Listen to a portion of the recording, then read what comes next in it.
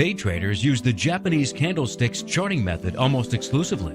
This method was developed by Munisha Hama, 1724 to 1803, a Japanese rice trader who was the first to make use of past rice prices to predict future prices. Munisha became extremely wealthy from the rice trade, and his Japanese candlestick method still serves us well, nearly 3 centuries after it was invented.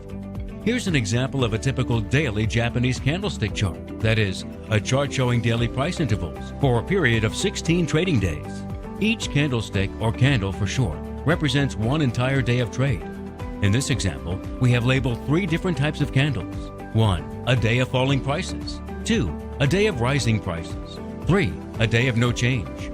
At first glance, Japanese candlestick charts appear to be a bit more complicated than simple bar graphs. However, they are really quite simple. Each candlestick has a body that graphically represents the movement of prices over a specific interval of time, a minute, day, a month, or even a year, chosen by the trader.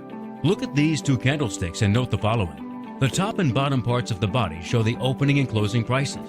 When the candle body is clear, i.e. white or transparent, or filled with green, it indicates that the closing price was higher than the opening price. In other words, the price rose during the represented time frame.